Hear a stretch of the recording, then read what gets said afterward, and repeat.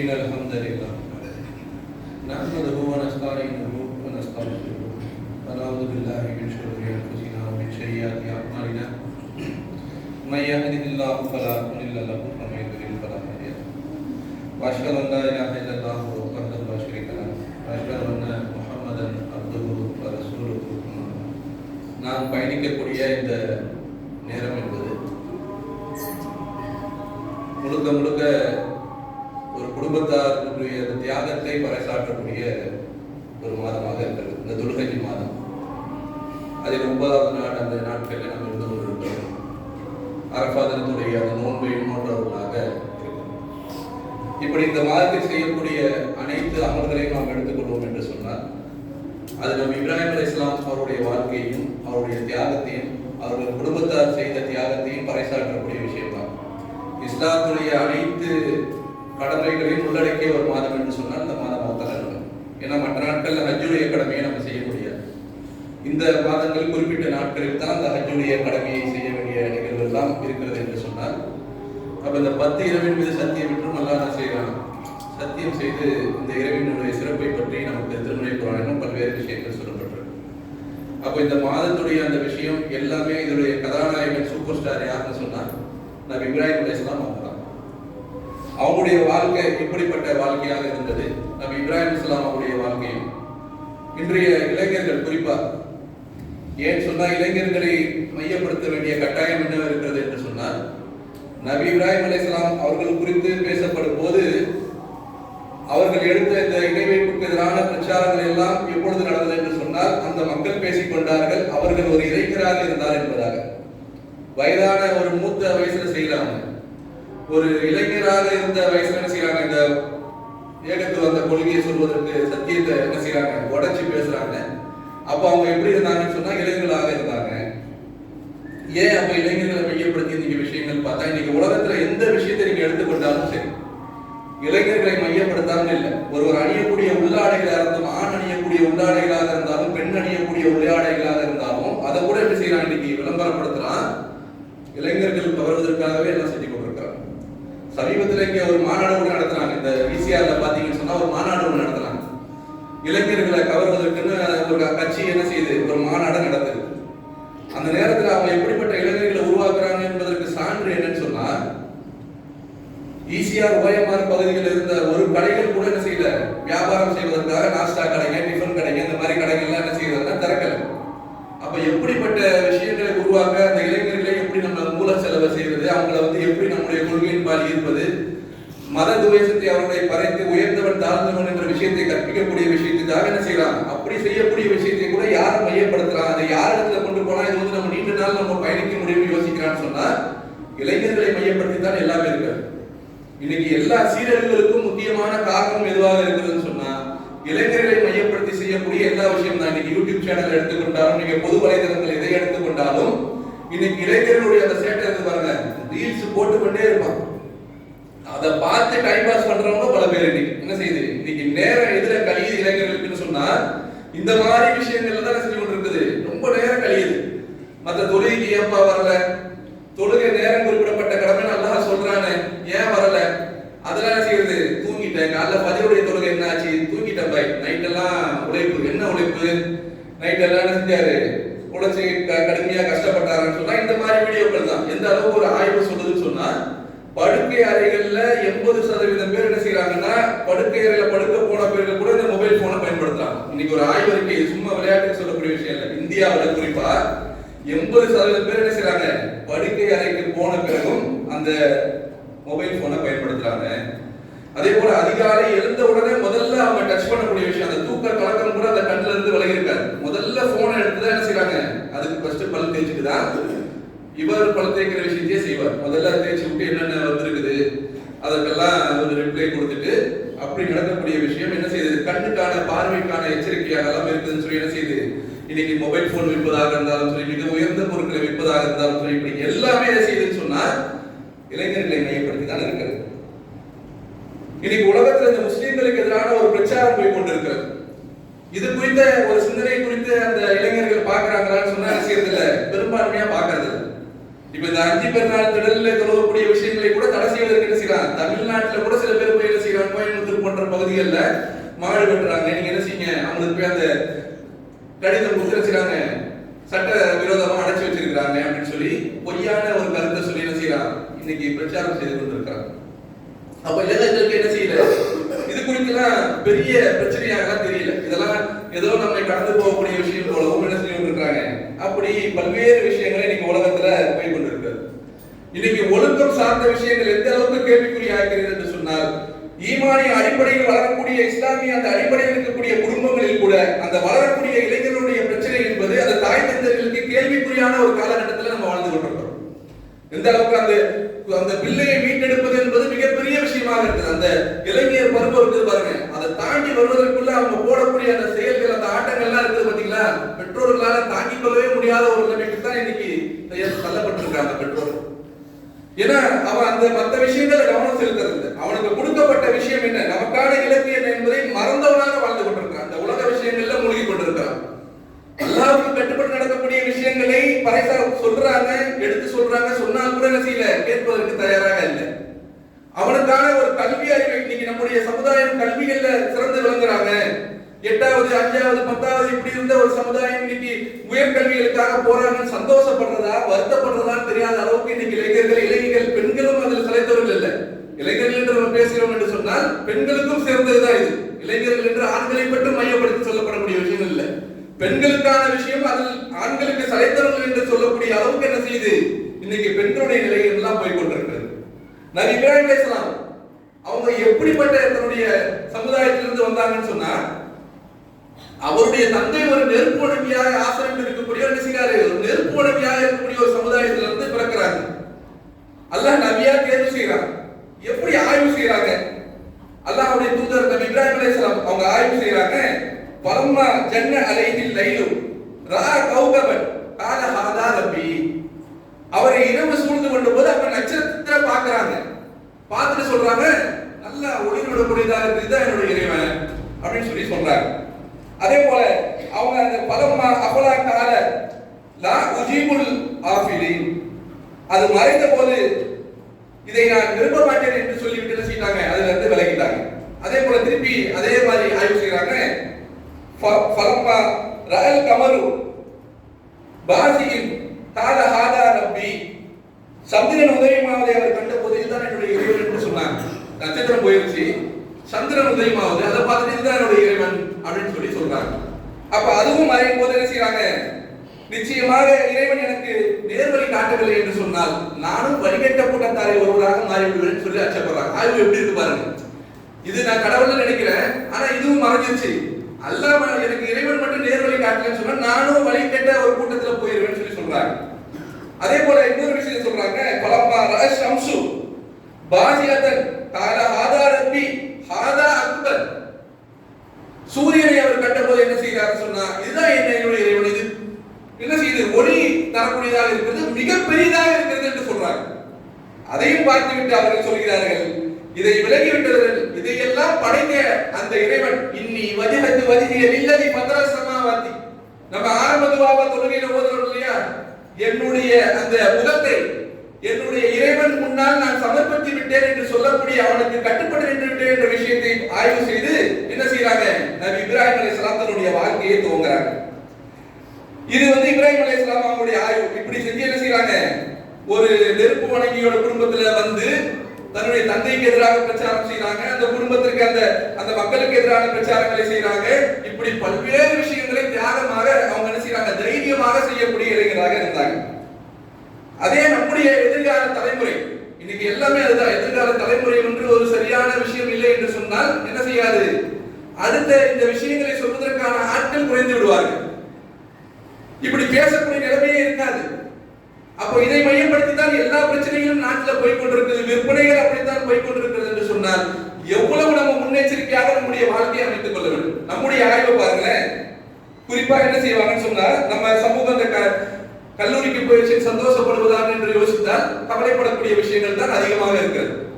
அவனுடைய இலக்கையே மறந்துதான். அவனுக்கு வேலை என்ன, ஒரு பெற்றோர்கள் சிரமப்பட்டு அவனை படிக்க வைப்பதற்காக பல்வேறு துயரங்களை அவருடைய தந்தையார் மேற்கொள்றார். ஒருவர் உயர்கல்வி படிக்க வைப்பது என்பது சாதாரண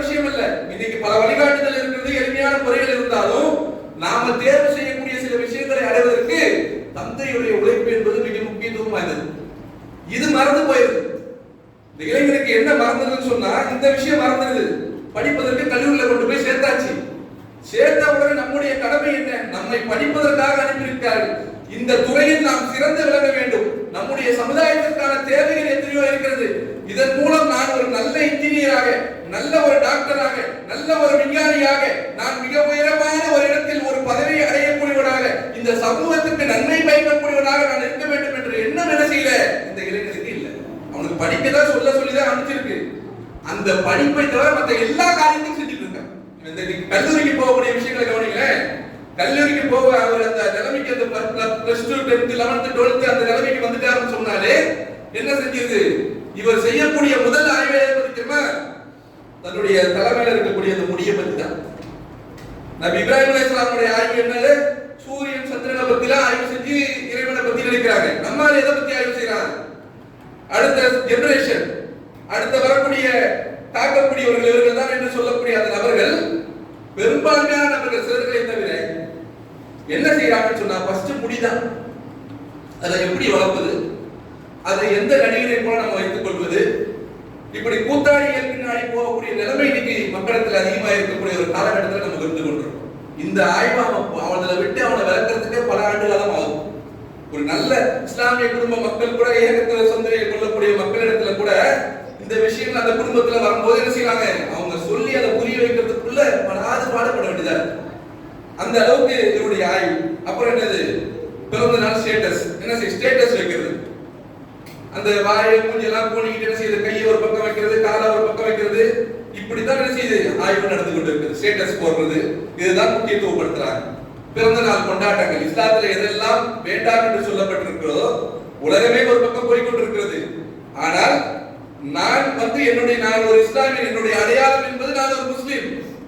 நான் எப்படிப்பட்டவன் என்று சொன்னால் இதற்கு எதிரானவன், நான் எப்படிப்பட்டவன் என்று சொன்னால் இதை நான் விரும்பக்கூடியவன் அல்ல என்று பறைசாற்றக்கூடிய அந்த இளைஞர்கள் எப்படி இருந்து கொண்டிருக்கிறார் என்று சொன்னா அந்த விஷயத்தெல்லாம் கவரப்படுறான். பிறந்த நாளை பத்தி பேசணும்னு சொன்னா உடனே கவர்றது. அடுத்ததாக வரக்கூடிய விஷயம் என்னன்னு சொன்னா வாகனம். குறிப்பா அவர் கல்லூரிக்கு போயிட்டாருன்னு சொன்னா பஸ் எல்லாம் ஏறி இறங்க மாட்டாங்க. கல்லூரி வாகனம் வாங்குவதற்கு என்ன செய்யுது?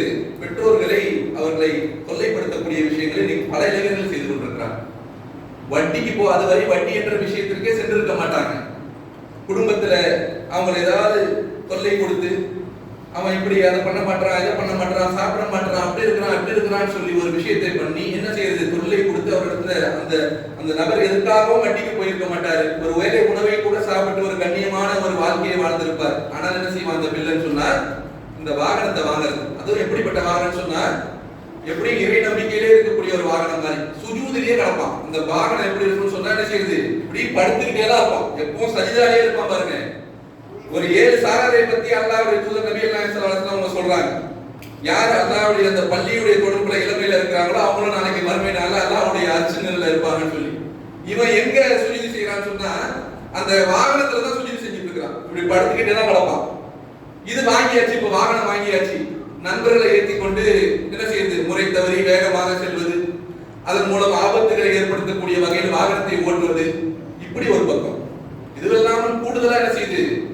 அந்த சாஞ்சிக்கிட்ட சுஜூதில மேல படுப்பதற்கு ஒரு பெண்மணி தேவைப்படுறான். எந்த அளவுக்குன்னா இது முடிஞ்சிருச்சு, கல்லூரி கட்டாச்சு, வேலைக்கு போயாச்சு. இப்ப அடுத்தது என்ன? ஏன்னா இதனால பெற்றோர்கள் இந்த திருமணம் செய்வதற்கெல்லாம் தகுதி படைச்சவங்க இல்லை இல்லையா? அவங்களுக்கு பெண்ணை பார்க்கறதுக்குலாம் என்ன டைம் இருக்கும்? நம்ம என்ன செய்யலாம்? நமக்கு பிடிச்ச ஒரு பெண்ணை, அல்லாஹ் சொல்றான் குர்ஆன்ல ஒரு விஷயத்தை, உனக்கு பிடிச்சவன் இறை மறுப்பாளராக இருப்பார் என்று சொன்னால் அதை விட இறை நம்பிக்கை கொண்ட அடிமை சிறந்தவர் என்று சொல்றான். ஆனா இங்க கேட்ட உடனே இங்க உம்மு சுலைம் ரலியல்லாஹு அன்ஹா அவங்க மாதிரி அவங்க இடத்துல போய் என்ன திருமணம் முடித்துக் கொள்கிறீங்களா என்று கேட்ட உடனே அவங்க கேட்ட அவங்க இடத்துல இஸ்லாம் இல்ல, நீங்க இஸ்லாத்தை ஏற்றுக்கொண்டீங்கன்னு சொன்னா நான் திருமணம் முடித்துக் கொள்றேன் என்ற விஷயமா நடக்குது.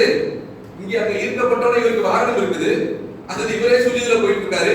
இவர் மேல சுஜூது செய்யறதுக்கு ஒரு ஆள் தேவைப்படுது. என்ன செய்யறாரு? அதையும் வாங்கிட்டு என்ன செய்யறான்? அப்படிப்பட்ட விஷயங்களையும் அலட்சியமாக செய்து கொண்டிருக்கிறான். இதுல ஒரு பெற்றோர்களுக்கு ஒரு பிரச்சனை என்ன? இதுல ஒரு அமைதியான ஒரு விஷயம் என்னன்னு சொன்னா, ஒரு இஸ்லாமிய பெண்மணியை தேர்வு செய்துட்டானா கொஞ்சம் அதுல ஒரு அமைதி இருக்கக்கூடிய நிகழ்வு இருக்கு. சரி, ஏதோ செஞ்சிட்டான், முஸ்லீம் பொண்ணா பார்த்து என்ன செஞ்சிட்டான்ற விஷயம். இன்னைக்கு அந்நிய பெண்களோட அனாவசியமாக பேசக்கூடிய நிகழ்வு எல்லாம் நடந்து கொண்டிருக்கிறது. இந்த இளைஞர்கள் மத்தியில் சொன்னா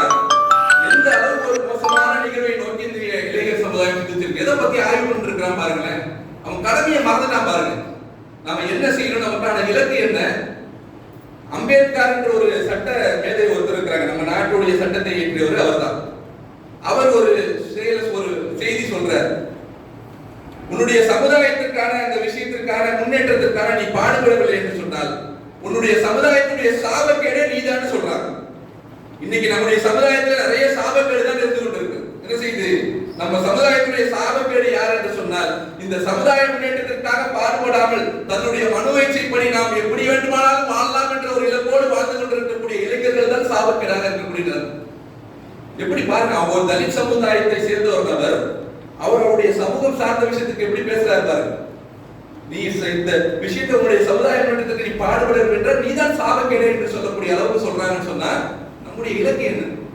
நாம எதை நோக்கி போய் கொண்டிருக்கிறோம்? என்னென்ன பிரச்சனை எல்லாம் நீங்க செஞ்சு கொண்டிருக்கிறோம்? ஒரு திரைப்படத்தை சாதாரணமா எடுத்து செஞ்சு கொண்டிருக்கிறானா? இன்னைக்கு நமக்கு எதிரான பிரச்சாரத்தை கொண்டு வந்திருக்கிறான். நோம்புடைய காலகட்டத்துல சாவா என்ற ஒரு திரைப்படத்தை எடுக்கிறார். அவுரங்கசீப் என்ன செய்யறாரு? இந்த சம்பாஜி என்ற ஒரு மன்னரை அநியாயமாக கொல்லக்கூடிய ஒரு விஷயத்தை 40 நிமிஷம் படமாக எடுத்து உண்மைக்கு புறம்பான ஒரு விஷயத்தை எடுத்து அந்த மக்களுக்கு வெறியூட்டக்கூடிய அளவுக்கு, எந்த அளவுக்கு அந்த திரைப்படத்தை காண மக்கள் எல்லாம் நாங்கள் முஸ்லிம் அந்த அவுரங்கசீப்புடைய அந்த சிலை அவர் வைத்திருக்கக்கூடிய அந்த அடக்கஸ்தலத்தை எங்கேயோ இருக்குது அந்த அடக்கஸ்தலம் 300 கிலோமீட்டர் தாண்டி இங்கே பிரச்சனை ஏற்படுதுன்னு சொன்னா 300 கிலோமீட்டர் திருச்சி அளவில் இருக்கக்கூடிய அந்த இடத்துக்கு போய் நாங்க என்ன செய்வோம்? அந்த இதை அகற்றுவோம் என்று ஒரு என்ன செய்யலாம்? போர்க்கொடி எடுத்து பிரச்சனையை கிளப்பி மிகப்பெரிய ஒரு வெறியாட்டத்தை ஏற்படுத்தி கலவரத்தை ஏற்படுத்துகிறார் என்று சொன்னால் எந்த அளவுக்கு பாருங்க. சொல்றார் ஒருத்தர் தன்னுடைய மகனை பத்தி சொல்றாரு. 10 வயசு மகன் பார்த்துட்டு சொல்றானா, அழுது அன்னைக்கு ஃபுல்லா தூங்கலையா. எந்த அளவுக்குன்னா அவுரங்கசீப் அவரை கொடுமைப்படுத்துற விஷயம் தாங்க முடியலையா. அவன் வளர்ந்து எப்படி அவனுடைய வாழ்க்கையை அமைத்துக் கொள்வது என்பதாக முடிவு செய்வான்னு சொல்லக்கூடிய அளவுக்கு இன்னைக்கு வெறுப்பு பிரச்சாரம் போகுதுன்னா இதையெல்லாம் தடுக்கக்கூடிய நிலையில் இருக்கக்கூடிய இளைஞர்கள் இப்படி இருந்தாங்கன்னு சொன்னா என்ன செய்வோம்? சிந்திச்சு பாருங்க. இன்னைக்கு கல்வியுடைய அந்தஸ்தை நீங்க சிந்திச்சு பாத்தீங்களா? சமீபத்துல சோஃபியா குரேஷி என்ற ஒரு பெண்மணி, இவங்க என்ன செய்யறாங்க? இப்ப சமீபத்துல இந்தியா பாகிஸ்தான் கூடிய ஒரு பிரச்சனை, போர் நடந்தது. பஹல்காம் ஒரு தாக்குதல் ஏற்பட்டுச்சு. இதற்கு பிறகு என்ன செய்யப்பட்டிருக்குன்னா 183 கலவரங்கள் நடந்திருக்குது. கிட்டத்தட்ட 4 நபர்கள் என்ன செய்யறாங்க? கொல்லப்பட்டிருக்கிறார்கள் இதன் பெயரால. ஆனால் இதெல்லாம் யாருக்குமே தெரியாது. இல்ல இத பத்தி பெரிய சிந்தனை நமக்கு இல்ல. அந்த சோஃபியா குரேஷி என்ற ஒரு கர்னல், இவர் ஒரு இஸ்லாமியர் என்பதற்காக எப்படிப்பட்ட பேச்சுகளுக்கு ஆளாகிறாங்க தெரியுமா? பாகிஸ்தானுடைய என்ன செய்து அவருடைய தங்கையை வைத்து நாங்க என்ன செஞ்சிருக்கோம்? அவங்களுக்கு பதிலடி கொடுத்திருக்கிறோம். இங்க வந்து நீங்க ஜிப்பை அவுத்து பார்த்து ஒவ்வொருத்தருடைய உருவத்தை அந்த அவருடைய பேண்டை கலைந்து பார்த்து நீங்க வந்து சுட்டீங்கல்ல, அதே மாதிரி அங்க இருக்கக்கூடிய அந்த பேண்ட் எல்லாம் கண்டது யாரை வச்சுன்னு சொன்னா உங்களுடைய தங்கையை வைத்து என்பதாக சொல்றாங்க. எவ்வளவு மோசமான வார்த்தை. அவங்களுடைய அதிகாரம் பாருங்க, அவங்க குடும்பமே எப்படிப்பட்டதுன்னு சொன்னா அவங்களுடைய தாத்தா அவங்களுடைய தந்தை எல்லாமே இந்த நாட்டுக்காக அர்ப்பணித்து இந்த நாட்டுக்காகவே என்ன செஞ்சிருக்காங்க? மிகப்பெரிய உயரிய பதவிகள்ல இருந்தவங்க. அப்படிப்பட்ட ஒரு பெண்மணியை இந்த ஆபரேஷன் சிந்தூர்னு சொல்றாங்களே, இந்த இதை வெற்றிகரமாக நடத்தியவர்கள் 2 பெண்மணிகள். ஒரு மாற்று மதத்தை சேர்ந்த ஒரு பெண்மணி, இன்னொன்று சோஃபியா குரேஷி என்ற ஒரு முஸ்லிம் சமுதாயத்தை சார்ந்த ஒரு பெண்மணி. அந்த பெண்மணியை பார்த்து இப்படிப்பட்ட விமர்சனம் வந்த உடனே ஒரு மத்திய பிரதேசத்தில் இருக்கக்கூடிய அந்த உயர் நீதிமன்ற நீதிபதிகளே இருவர் என்ன செய்யறாங்க? ஒரு ஆணும் ஒரு பெண்ணும் என்ன செய்யறாங்கன்னு சொன்னா ஸ்ரீதர் என்ற ஒரு நீதிபதி அவர்களும் இன்னொரு பெண்மணி அவங்களும் என்ன செய்யறாங்கன்னு சொன்னா தானாக வந்து என்ன செய்யறாங்க? இவன் பேசுற பேச்சு தப்பான பேச்சு, நீ வழக்கு போட அவங்க மேல சொல்லி என்ன செய்யறாங்க? வழக்கு போட சொல்றாங்க. ஆனா அவன் இந்த மத்திய பிரதேச அரசாங்கம் என்ன செய்யறான்னு சொன்னா அதை தடுத்து தள்ளி விடத்துக்கு பாக்குறான். நீ போடல 4 மணி நேரத்துல நீ போடலன்னு சொன்னா நீ பின்விளைவு மோசமா சந்திப்புன்ற எச்சரிக்கையை சொன்ன பிறகு வழக்கு பதிவு செய்யப்படுது. ஓடி வர அடுத்ததுக்கு உச்ச நீதிமன்றத்துக்கு ஓடி வந்து தடை விதிப்பதற்காக ஓடி வந்து நிற்கிறான். ஓடி வந்து நின்றவுடனே அங்க இருக்கக்கூடிய நபர் புதுசாக என்ன செஞ்சிருக்காங்க? ஒரு பதவியேற்ற தலித் சமுதாயத்தை சார்ந்த ஒரு உயர் நீதிமன்ற உச்ச நீதிமன்றத்தில் என்ன செஞ்சிருக்காரு? ஒரு நீதிபதி வந்திருக்காங்க. அவங்க சொல்றாங்க, நீங்க மாநில அளவில் உள்ள அந்த நிகழ்வை நீங்க முடித்து விட்டு இங்க வாங்க. இது மோசமான பேச்சு, இதை சாதாரணமாக எடுத்துக்கொள்ள முடியாது, இது தடையெல்லாம் செய்ய முடியாது. எந்த அளவுக்கு பாருங்க அவங்களுடைய பதவி எப்படிப்பட்ட விஷயத்தை எந்த உயர் பதவியில் இருக்கிறாங்க. தானாக முன் வந்து ஒரு நீதிபதி செய்கிறார் என்று சொன்னால் அதை உச்ச நீதிமன்றத்திற்கு எடுத்து செல்லும் போது அங்க இருக்கக்கூடிய அந்த நீதிபதி அவர் நீதித்துறையை என்ன செய்கிறார்? நீதித்துறையை காப்பாற்றக்கூடிய அளவில் அவருடைய செயல் இருக்குது என்று சொன்னால் அது தடை போட அளவுக்கு கூடிய சட்டம் இழக்கக்கூடிய அளவுக்கு அவருக்கு அதிகாரம் இருக்குது என்று சொன்னால் அவரை தடை செஞ்சிருக்காங்களா இல்லையா? நீ போய் ஃபர்ஸ்ட் அந்த மாநில அளவில் உள்ள விஷயத்தை முடிச்சிட்டு வா, நீ பேசுறதெல்லாம் சாக்கடைத்தனமான பேச்சுன்னு சொல்லி எச்சரிக்கை செய்து அனுப்பிச்சிருக்கிறாங்க. பதவி எப்படிப்பட்டது தெரியுதா? இப்படிப்பட்ட பதவிகளுக்கு போறோம் என்ற ஆசை என்ன செய்யல நம்முடைய இளைஞர்கிட்ட இல்ல. பெரிய ஐஏஎஸ் ஆகணும், ஐபிஎஸ் ஆகணும், இப்படிப்பட்ட உயர்ந்த அந்த பதவிகளை நம்ம இருக்கணும். இதுதானே மிகப்பெரிய தாவா. நீங்க தினமும் தர்மம் செய்ய வேண்டிய இஸ்லாத்துல ஒரு கடமையா இருக்குது. தினமும் தர்மம் செஞ்சுட்டு யாரும் இருக்கிறோமா? அல்லாஹ்வுடைய தூதர் சொல்றாங்க, உங்களுடைய மூட்டுகள் அசைவதற்காக நீங்க தினமும் தர்மம் செய்தாங்கன்னு சொல்றாங்க. ஒவ்வொரு மூட்டும் சரியா செயல்படுறதுக்காக அல்லாஹ் இப்படிப்பட்ட அருள் அவங்களுக்கு வழங்கியிருக்காங்க. நீங்க தர்மம் செய்யுங்கன்னு சொல்றாங்க. ஆனால் நம்ம தர்மம் செய்வதற்கான தயாராக இல்லாத நிலையில தான் இருந்து கொண்டிருக்கிறோம். நீங்க ஒரு உயரிய படிப்பிலிருந்து இன்னைக்கு என்னென்ன தேவைகள்லாம் உலகத்தில் இருக்கு தெரியுமா? இன்னைக்கு இன்றைய நிலையில் பாருங்க, நேற்றைய நிலையில ஒரு பழங்குடி இனத்தை சேர்ந்த ராஜேஸ்வரி என்ற பெண்மணி ஐஐடியில மிகப்பெரிய ஒரு தேர்வு செய்து ஐஐடியில தேர்வு ஆகிற அளவுக்கு போயிருக்கிறாங்க. நம்ம மக்கள் ஐஐடியில போனவங்க சொற்பமான நபர்கள் தான். ராஜேஸ்வரி முதல்வர் சல்யூட் அடிச்சு என்ன செய்யறாரு? நம்ம தமிழக முதல்வர் செய்யறாருன்னா சல்யூட் அடிச்சு என்ன செய்யறாரு?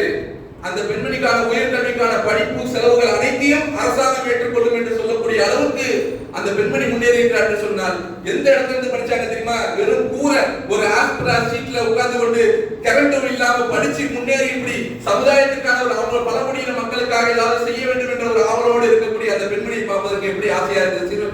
அது ஒரு இளைஞர், அந்த இளைஞர் தானே அந்த பெண்மணி. இன்னைக்கு நம்ம சமுதாய மக்கள் எங்க போய் கொண்டிருக்கிறாங்க?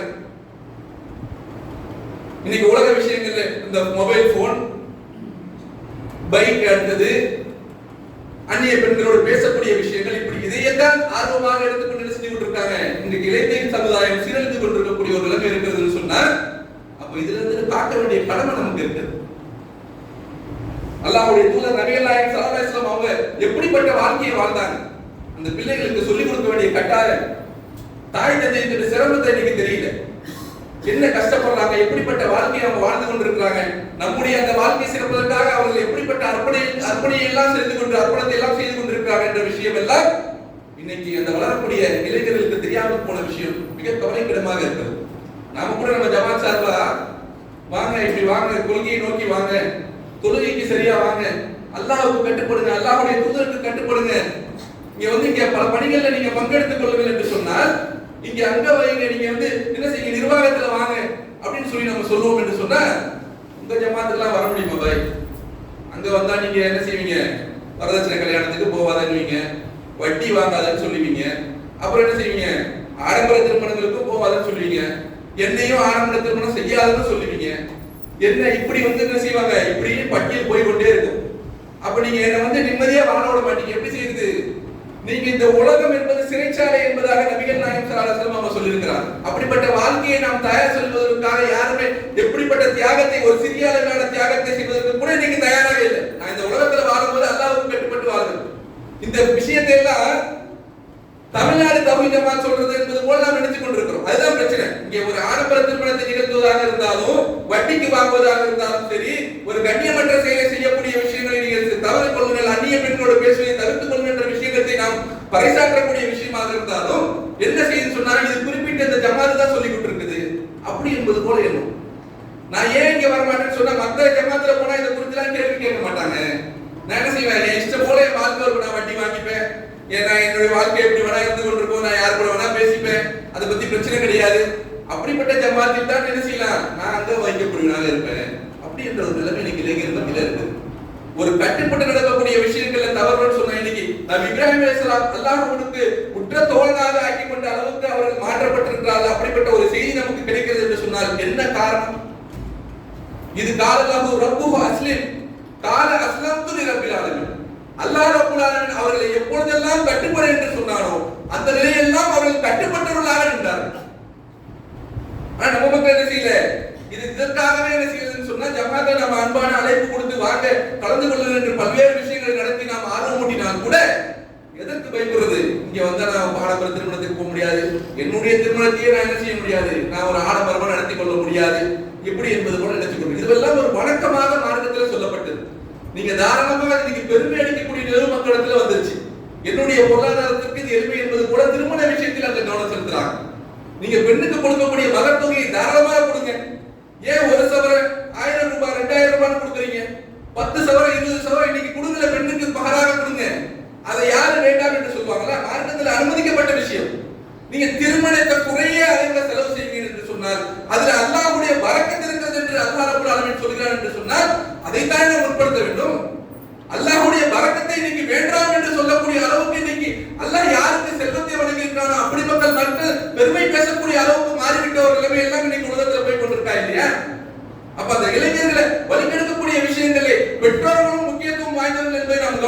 வேண்டிய கட்டாயத்தில் இருக்கிறோமா இல்லையா? சிந்திச்சு பாருங்க. ஏன் சொன்னா இப்படி அழகிய அழைப்பு கொடுத்து கூட இப்படி புறக்கணிக்கப்படக்கூடிய விஷயங்கள் என்னுடைய மனோச்சைப்படிதான் என்னுடைய வாழ்க்கை இருக்கும் என்று சொன்னால் நாம் எந்த இலக்கை நோக்கி போய் கொண்டிருக்கிறோம்? நாம் இந்த சமுதாயத்திற்கான நன்மையை நாம் என்ன செய்ய போறோம்? சிந்திச்சு பாருங்க. நேற்றைய ஒரு 2 தினங்களுக்கு முன்னதாக ஒரு கிரிக்கெட் போட்டி நடக்குது. அவன் பல கோடிகளை வைத்து வியாபார சூதாட்டம் செய்து கொண்டிருக்கிறான். அப்படிப்பட்ட நிகழ்வுல அவன் வெற்றி கொண்டாட்டம் என்ற நிகழ்வுல ஒரு 11-12 பேர் என்ன செஞ்சிருக்காங்க?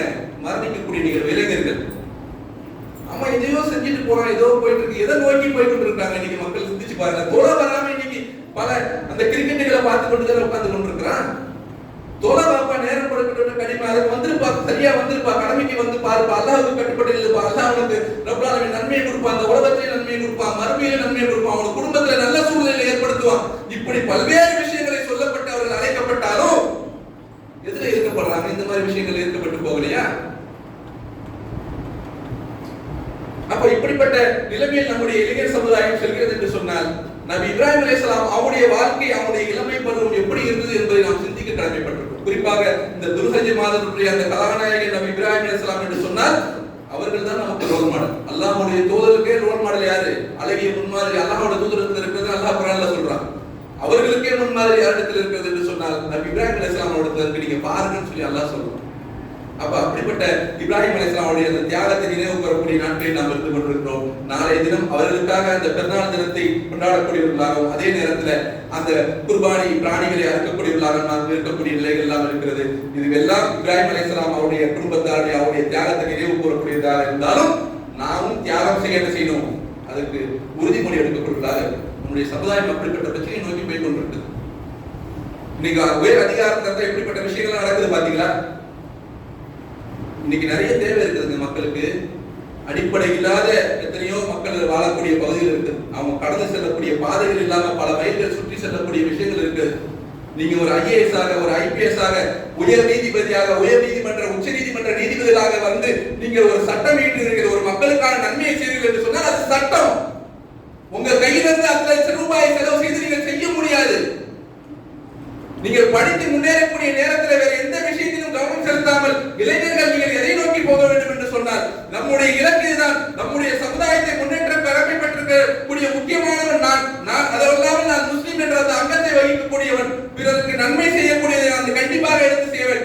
இதை செய்யக்கூடிய நேரத்தில் நிச்சயமாக இறைவன் நாளைக்கு என்னுடைய இந்த உலக வாழ்க்கையும் மறுமையுடைய வாழ்க்கையும் வெற்றியாக்கி தந்தான் எண்ணத்தோடு வாழக்கூடிய அந்த சிந்தனை நமக்கு வேண்டும்.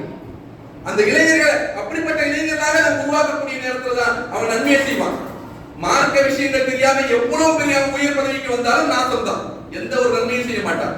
அடுத்தவன் லஞ்சம் வாங்குற மாதிரி இவனும் வாங்குவான், அடுத்தவன் தவறு செய்யற மாதிரி இவனும் தவறு செய்வான்.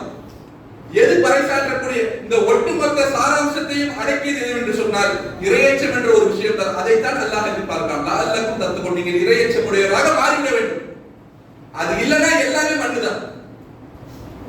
அப்ப இந்த தியாகத்தினுடைய நிகழ்வு அனைத்தும் சொல்லக்கூடிய ஒரு விஷயம் என்று சொன்னால் நாமும் அந்த தியாகத்தை மட்டும் நினைத்து குர்பானி பிராணிகளை அறுத்துவிட்டு அதை உண்டு விட்டு மயக்கத்தோடு சுற்றக்கூடிய அந்த நபர்களாக இல்லாமல் மிக தெளிவாக சிந்தனையோடு வாழக்கூடிய அடுத்த தலைமுறைகளை நல்ல தலைமுறையை உருவாக்கக்கூடிய நல்ல மக்களாகவும் அல்லாஹ் ரப்பல் ஆலமீன் உங்களையும் என்னையும் ஆக்கிர போராட்டக்கூடிய முதல்வரை